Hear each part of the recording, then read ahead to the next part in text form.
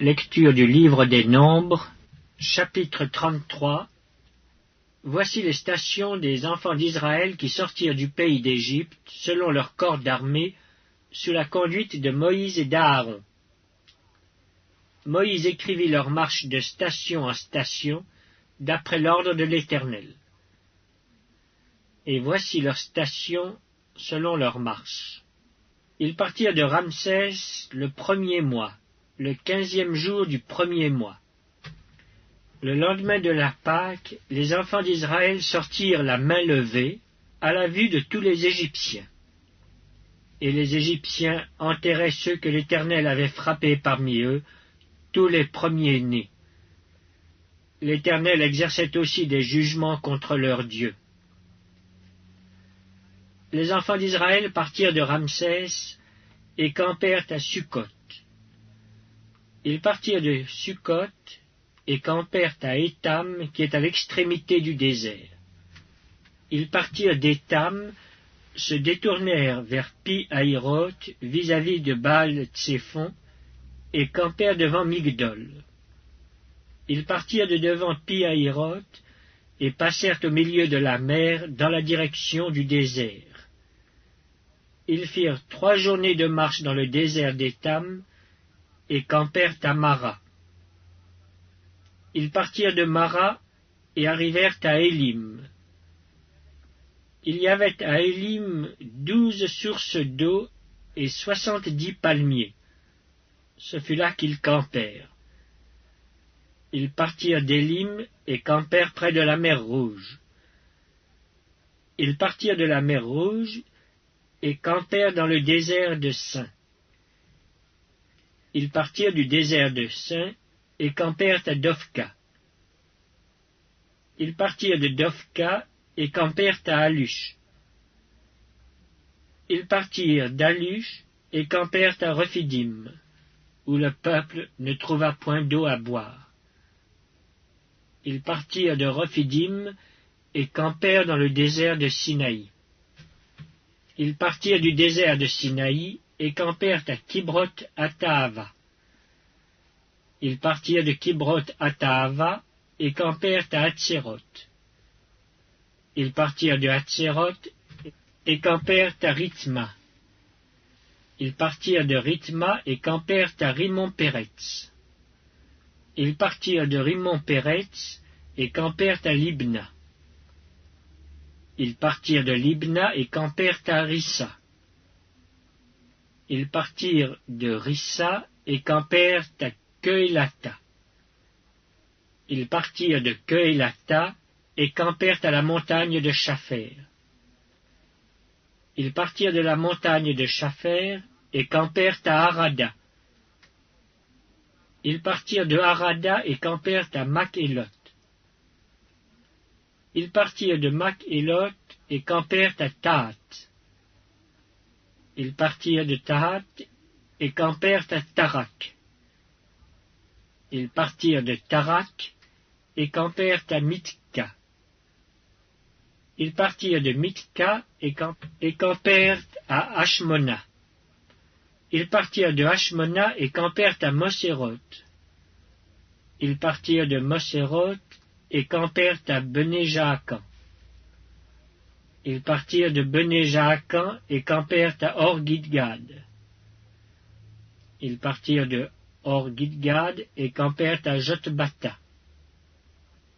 Ils partirent de Jotbata et campèrent à Abrona. Ils partirent d'Abrona et campèrent à Etjon-Géber. Ils partirent d'Etjon-Géber et campèrent dans le désert de Tsin, c'est Kadès. Ils partirent de Kadès et campèrent à la montagne de Hor, à l'extrémité du pays d'Édom. Le sacrificateur Aaron monta sur la montagne de Hor, suivant l'ordre de l'Éternel. Et il y mourut la 40e année après la sortie des enfants d'Israël du pays d'Égypte, le 5e mois, le 1er jour du mois. Aaron était âgé de 123 ans lorsqu'il mourut sur la montagne de Hor. Le roi d'Arad, cananéen, qui habitait le midi du pays de Canaan, apprit l'arrivée des enfants d'Israël. Ils partirent de la montagne de Hor et campèrent à Tsalmona. Ils partirent de Tsalmona et campèrent à Punon. Ils partirent de Punon et campèrent à Oboth. Ils partirent d'Oboth et campèrent à Ijé-Abarim sur la frontière de Moab. Ils partirent d'Ijé-Abarim et campèrent à Dibon-Gad. Ils partirent de Dibon-Gad et campèrent à Almon-Diblathaïm. Ils partirent d'Almon-Diblathaïm et campèrent aux montagnes d'Abarim devant Nebo. Ils partirent des montagnes d'Abarim et campèrent dans les plaines de Moab, près du Jourdain, vis-à-vis de Jéricho. Ils campèrent près du Jourdain, depuis Beth-Jeshimoth jusqu'à Abel-Sittim, dans les plaines de Moab. L'Éternel parla à Moïse dans les plaines de Moab, près du Jourdain, vis-à-vis de Jéricho. Il dit, « Parle aux enfants d'Israël, et dis-leur, lorsque vous aurez passé le Jourdain, et que vous serez entrés dans le pays de Canaan, vous chasserez devant vous tous les habitants du pays, vous détruirez toutes leurs idoles de pierre, vous détruirez toutes leurs images de fonte, et vous détruirez tous leurs hauts lieux. Vous prendrez possession du pays, et vous vous y établirez, car je vous ai donné le pays pour qu'il soit votre propriété. Vous partagerez le pays par le sort, selon vos familles. À tous ceux qui sont en plus grand nombre, vous donnerez une portion plus grande, et à ceux qui sont en plus petit nombre, vous donnerez une portion plus petite. Chacun possédera ce qui lui sera échu par le sort, vous le recevrez en propriété, selon les tribus de vos pères. Mais si vous ne chassez pas devant vous les habitants du pays, ceux d'entre eux que vous laisserez seront comme des épines dans vos yeux et des aiguillons dans vos côtés. Ils seront vos ennemis dans le pays où vous allez vous établir. Et il arrivera que je vous traiterai comme j'avais résolu de les traiter. Lecture du livre des Nombres, chapitre 34. L'Éternel parla à Moïse et dit, « Donne cet ordre aux enfants d'Israël et dis-leur, quand vous serez entrés dans le pays de Canaan, ce pays deviendra votre héritage, le pays de Canaan, dont voici les limites. Le côté du midi commencera au désert de Tsin, près d'Édom. Ainsi votre limite méridionale partira de l'extrémité de la mer Salée vers l'Orient. Elle tournera au sud de la montée d'Akrabim, passera par Tsin et s'étendra jusqu'au midi de Kadès-Barnéa. Elle continuera par Hatsar-Adar et passera vers Atzmon. Depuis Atzmon, elle tournera jusqu'au torrent d'Égypte pour aboutir à la mer. Votre limite occidentale sera la Grande Mer, ce sera votre limite à l'Occident. Voici quelle sera votre limite septentrionale. À partir de la Grande Mer, vous la tracerez jusqu'à la montagne de Hor.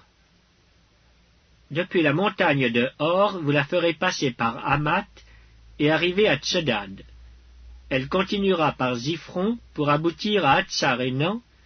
Ce sera votre limite au septentrion. Vous tracerez votre limite orientale de Hatsar-Enan à Shepham. Elle descendra de Shepham vers Ribla à l'orient d'Aïn. Elle descendra et s'étendra le long de la mer de Kinneret à l'orient. Elle descendra encore vers le Jourdain pour aboutir à la mer Salée. Tel sera votre pays avec ses limites tout autour. Moïse transmit cet ordre aux enfants d'Israël et dit, « C'est là le pays que vous partagerez par le sort, et que l'Éternel a résolu de donner aux 9 tribus et à la demi-tribu. Car la tribu des fils de Ruben et la tribu des fils de Gad ont pris leur héritage selon les maisons de leurs pères. La demi-tribu de Manassé a aussi pris son héritage. Ces 2 tribus et la demi-tribu ont pris leur héritage en deçà du Jourdain, vis-à-vis de Jéricho, du côté de l'Orient. L'Éternel parla à Moïse et dit: Voici les noms des hommes qui partageront entre vous le pays. Le sacrificateur Éléazar et Josué fils de Nun. Vous prendrez encore un prince de chaque tribu pour faire le partage du pays. Voici les noms de ces hommes. Pour la tribu de Juda, Caleb, fils de Jéphuné. Pour la tribu des fils de Siméon, Samuel, fils d'Amiud. Pour la tribu de Benjamin, Élidad, fils de Kislon. Pour la tribu des fils de Dan, le prince Buki, fils de Jogli. Pour les fils de Joseph, pour la tribu des fils de Manassé, le prince Aniel, fils d'Éphod. Et pour la tribu des fils d'Éphraïm, le prince Kemuel, fils de Shiftan. Pour la tribu des fils de Zabulon, le prince Élitsaphan, fils de Parnac. Pour la tribu des fils d'Issachar, le prince Paltiel, fils d'Azan. Pour la tribu des fils d'Azer, le prince Aïud, fils de Shlomi. Pour la tribu des fils de Nephtali, le prince Pedaël, fils d'Amiud. Tels sont ceux à qui l'Éternel ordonna de partager le pays de Canaan entre les enfants d'Israël.